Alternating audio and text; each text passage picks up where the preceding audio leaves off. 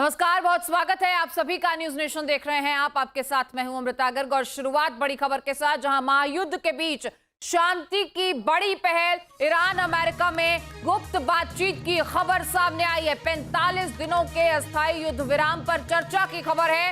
Axios की report में शांति वार्ता की अटकलें हैं, यानी शांति वार्ता में क्षेत्रीय मध्यस्थों की अहम भूमिका और शांति वार्ता की खबर की आधिकारिक पुष्टि अभी नहीं हुई है। ये भी आपको बताते चलें, मध्यस्थों की अहम भूमिका इसमें रहेगी। शांति वार्ता में क्षेत्रीय मध्यस्थों की अहम भूमिका की बात आ रही है, लेकिन सबसे बड़ी खबर 45 दिन के अस्थायी युद्ध विराम पर चर्चा हो सकती है। ईरान के खुजिस्तान प्रांत पर यूएस इजराइल का हमला भी सामने आया है। खुजिस्तान के अहवाज काउंटी पर भीषण एयर स्ट्राइक किया गया है। इस हमले के बाद इमारतों में जोरदार धमाके हुए हैं और हमले की खौफनाक तस्वीरें जो सामने आई हैं वो आपको दिखा रहे हैं किस तरीके से ये पूरा इलाका दहला। उसके बाद आसमान में उठता हुआ काले धुएं का ये गुबार आप देख रहे हैं। खुजिस्तान प्रांत बताया जा रहा है जहां जोरदार धमाकों के बाद पूरा इलाका दहल गया। तो वहीं ईरान पर बड़े हमले की तैयारी में है इजराइल। 10 से 11 घंटे बाद ईरान पर यह बड़ा हमला आईडीएफ की तरफ से हो सकता है। ईरान के एनर्जी इंफ्रास्ट्रक्चर को निशाना बनाया जा सकता है। सूत्रों के हवाले से जानकारी मिल रही है। ट्रंप का अल्टीमेटम खत्म होने से पहले इजराइल तबाही मचा सकता है। सोमवार यानी पूरे विश्व में सप्ताह की शुरुआत। सोमवार यानी जंग के अध्याय का छठा चैप्टर यानी छठे सप्ताह में जंग प्रवेश कर चुकी है और यही आखिरी सप्ताह भी हो सकता है, सबसे भीषण सप्ताह भी हो सकता है। इजराइल डिफेंस फोर्स और मोसाद के सूत्रों के हवाले से जो न्यूज़ नेशन को सूचनाएं मिली है उसके मुताबिक सोमवार देर रात, मध्य रात्रि या मंगलवार सुबह से जंग के अंतिम अध्याय की शुरुआत हो जाएगी, जिसमें इजराइल डिफेंस फोर्स की तरफ से सबसे ज़्यादा कड़ा, भीषण और भयानक प्रहार किया जाएगा तेहरान के ऊपर, ईरान के ऊपर। क्योंकि बीते 24 घंटे की बात करें, रविवार से लेकर के सोमवार के बीच में मौत का आंकड़ा लगातार इजराइल के अंदर बढ़ता हुआ नजर आ रहा है। तेहरान की तरफ से, ईरान की तरफ से, हाइफा से लेकर तेल अवीव तक, बेरशेवा से लेकर के जेरूशलम तक सिविलियन इंफ्रास्ट्रक्चर का और खासतौर पर नागरिक लोगों की रिहायशी इलाकों को टारगेट किया जा रहा है। और अब अगर डोनाल्ड ट्रंप की तरफ से जो आखिरी 24 घंटे का अल्टीमेटम दिया गया है वो बढ़ाया जाता है तो बेंजामिन नेतन्याहू के सबर का बांध टूट जाएगा। और इजराइल डिफेंस फोर्स ने अपना मन बना लिया है कि आज मध्य रात्रि से यानी सोमवार और मंगलवार की दरमियाना रात से सबसे ज़बरदस्त स्ट्राइक की जाएगी। और संभावना यह है कि जैसे 28 फरवरी को जंग की शुरुआत हुई थी उस वक्त इजराइल ने हमला किया था और अमेरिका साथ में आया था, तो वैसे ही उम्मीद बेंजामिन नेतन्याहू को अभी भी है कि वो हमला करेंगे और डोनाल्ड ट्रंप साथ में आएंगे। और डोनाल्ड ट्रंप भी आज देर रात ही अपना राष्ट्र के नाम संबोधन देने वाले हैं। तो संभावना यह है कि अंतिम जंग के अंतिम अध्याय के अंतिम सप्ताह की शुरुआत आज देर रात से हो जाएगी। और उसमें क्या होगा, तहाँ में तेल अवीव में मौजूद हूँ। तेल अवीव, बेरशेवा, एश्केलोन, एशडोड, हाइफा, जेरूशलम, तमाम जो बड़े शहर हैं उनके अस्पतालों को कह दिया गया कि पूरी पार्किंग को खाली करवा लीजिए। पार्किंग में कोई भी गाड़ी अस्पताल के अंदर खड़ी नहीं होनी चाहिए और अस्पताल की पार्किंग जितनी स्टोरी है वहाँ पर बेड्स लगा दिए गए हैं। 800, 900, 1000, 1200 जितने भी बेड्स लगाए जा सकते हैं, यानी लास्ट फेज ऑफ वॉर के लिए कैजुअलिटीज़ को और उसमें जो घायल लोग हैं, हताहत लोग हैं, उनके लिहाज से बेड्स को लगाने का काम अंतिम दौर में चल रहा है। इसके अलावा जितने इंटरसेप्टर्स हैं वो भी पहुंचा दिए गए हैं, क्योंकि आज देर रात से जो स्ट्राइक की जाएगी इजराइल डिफेंस फोर्स की एयरफोर्स के द्वारा वो सबसे ज़्यादा निर्णायक होने वाली है। और अमेरिका और इजराइल के ऊपर ईरान को लेकर इस बात पर भी सहमति काफ़ी हद तक बन गई है कि अगर स्टेट ऑफ हॉर्मुज़ को खुलवाना है और बाबल मांडे स्टेट को बंद होने से रोकना है तो संग्राम के साथ ही शर्तों को लागू कराना होगा और उसी से ही संवाद या संधि का रास्ता खुल सकता है। तो अब जंग अपने अंतिम अध्याय में है और सोमवार देर रात से अंतिम अध्याय का लिखना शुरू हो जाएगा। और संभावना तो ये भी व्यक्त की जा रही है कि 15 अप्रैल के बाद हो सकता है कि कोई समझौता हो जाए और इजराइल का एयर स्पेस के साथ साथ जो पूरी दुनिया को एक तरीके से एनर्जी के रूप में चोक करके रखा हुआ है स्टेट ऑफ हॉर्मोन्स वो भी 15 तारीख के आसपास यानी एक सप्ताह के बाद खुल सकता है। यानी ये अंतिम सप्ताह होगा और सबसे निर्णायक सप्ताह होगा इस पूरी की पूरी जंग के लिए। तेल अवीव से राहुल डबास की रिपोर्ट, न्यूज़ नेशन के लिए। तो वही इजराइल ने ईरान पर बड़ा हमला किया है, जहां ईरान के इस्फहान को निशाना बनाया गया है। आपको बता दें, इस्फहान के बहारिस्तान पर यह अटैक किया गया है। इजरायली हमले में 13 लोगों के मारे जाने की भी खबर है। आईडीएफ के इस हमले से बहारिस्तान में भारी तबाही का दावा किया जा रहा है और हमारे सहयोगी राहुल डबास वॉर जोन से लगातार तमाम अपडेट्स हम तक पहुंचा रहे हैं। एक बार फिर से हमारे साथ जुड़ चुके हैं राहुल। ये बड़ी जानकारी मिल रही है, एक तरफ सुलह की बातें हो रही हैं, लगातार ऐसी जानकारियां सामने आ रही हैं, लेकिन कहीं पर भी इजराइल जो है वो रुकने के लिए तैयार नहीं है। अब बहारिस्तान को ही देख लिया जाए तो 13 लोगों की मौत की खबर है।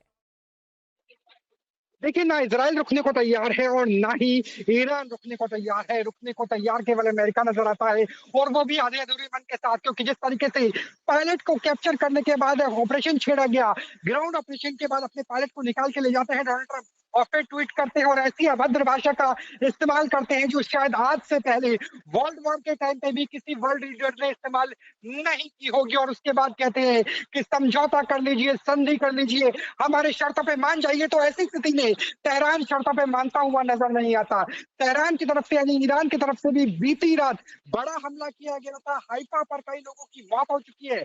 उत्तर से लेकर के मध्य इजराइल को लगातार टारगेट किया जा रहा है।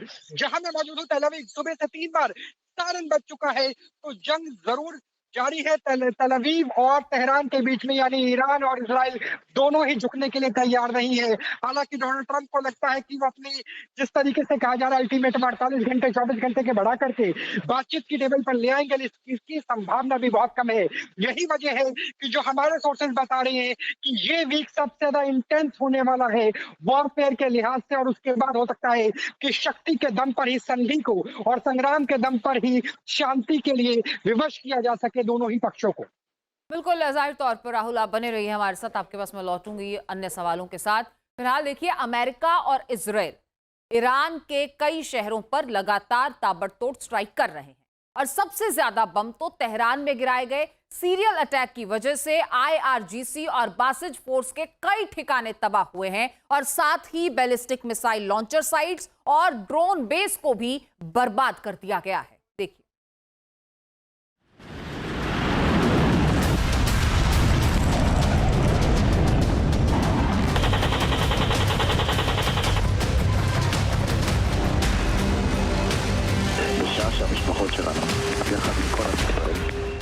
नॉन स्टॉप बमबारी हुई, सीरियल ब्लास्ट हुए और पूरा इलाका थर्रा उठा। आग की लपटों और धुएं के गुब्बार में घिरा ये इलाका तेहरान का है। इजराइल और अमेरिका ने मेहराबाद इंटरनेशनल एयरपोर्ट के पास देर रात जबरदस्त स्ट्राइक की। कुछ ही सेकंड में पूरा एरिया धुआं धुआं हो गया।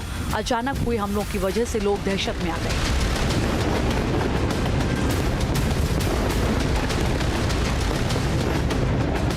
ऑपरेशन एपिक फ्यूरी और ऑपरेशन रोरिंग लॉयन के जरिए ईरान को तबाह करने के लिए पूरी ताकत लगाई जा रही है। हमले इतने घातक किए जा रहे हैं कि IRGC को संभलने तक का मौका नहीं मिल रहा। इजराइल डिफेंस फोर्स ने सटीक जानकारी मिलने के बाद ईरान के कई मिलिट्री बेस को टारगेट किया। इस स्ट्राइक में बासिज फोर्स के ठिकानों को भी निशाने पर लिया गया। इजराइल के भीषण हमलों में ईरान के 120 से ज्यादा एयर डिफेंस सिस्टम और मिसाइल लॉन्चर साइट्स को तबाह कर दिया गया। इसके साथ ही IRGC के कई ड्रोन बेस भी मिट्टी में मिला दिए। IDF का दावा है कि एयर डिफेंस सिस्टम पर किए गए हमलों के बाद फाइटर जेट्स के लिए आगे का ऑपरेशन चलाना आसान हो गया है।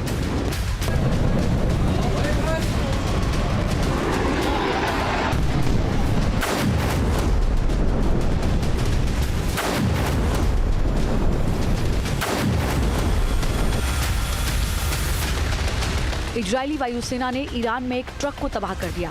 दावा किया जा रहा है कि ये truck mobile ballistic missile launcher के तौर पर काम कर रहा था। IDF के लड़ाकू विमानों ने यह हमला तबरीज में किया। सटीक जानकारी के आधार पर ट्रक के ऊपर बम गिराए गए। कुछ ही सेकंड में मिसाइलों से भरा ट्रक आग के गोले में तब्दील हो गया।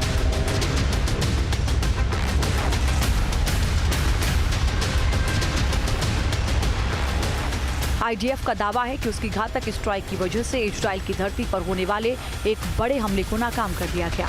दरअसल IRGC ने बैलिस्टिक मिसाइलें लॉन्च करने की पूरी तैयारी कर ली थी, लेकिन इजराइल ने सभी को बर्बाद कर दिया।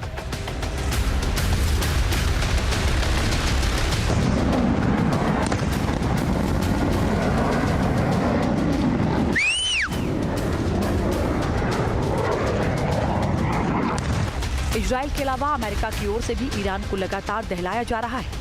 IRGC की मिलिट्री फैसिलिटीज पर एक साथ कई हमले किए गए। साथ ही ईरान की ओर से दागे गए कई ड्रोन्स भी हवा में ही मार गिराए। अमेरिका और इजराइल ने ईरान की राजधानी को बुरी तरह दहलाया। सेंट्रल तेहरान में लगातार 5 धमाके हुए। साउथ तेहरान में 4 बड़े ब्लास्ट हुए। पश्चिमी तेहरान के चितगर में एक साथ 6 धमाके सुने गए। 4 धमाकों की गूंज से इस्लाम शहर थर्रा उठा। पूर्वी तेहरान के पर्दिस में 8 से ज्यादा ब्लास्ट हुए, जबकि पिरूजी क्षेत्र में 10 धमाकों से दहशत फैल गई। ईरान की न्यूक्लियर सिटी इस्फहान में भी लगातार हमले किए जा रहे हैं। अमेरिका और इजराइल के निशाने पर ईरान की बैलिस्टिक मिसाइलें और ड्रोन के ठिकाने हैं। पहाड़ों के बीच बनी सीक्रेट साइट्स को भी टारगेट किया जा रहा है, जिससे ईरान की फायर पावर को काफी नुकसान पहुंचा है।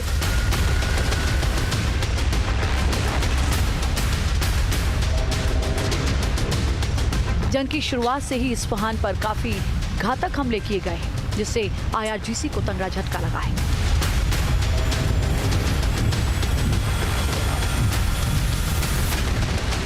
आने वाले दिनों में अमेरिका और इजराइल के हमले तेज होने की आशंका है, जबकि ज्यादा खतरा एनर्जी साइट्स को लेकर है।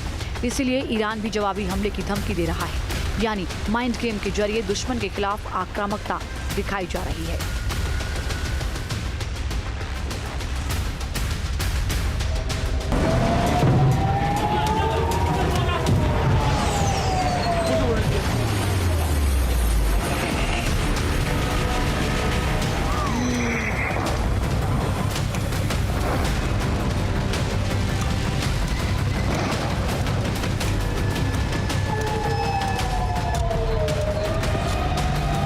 जंग का दायरा तेजी से बढ़ रहा है। फिलहाल तेहरान समेत तमाम ईरानी शहर संकट में घिरे हैं। बहरहाल हालात बिगड़े हुए हैं और मुश्किलें बढ़ रही हैं। अब सवाल यही है कि आने वाले दिनों में दिक्कतें कितनी बढ़ने वाली हैं। Team news nation. अब से DD फ्री डिश की चैनल नंबर 57 पर देखिए न्यूज नेशन।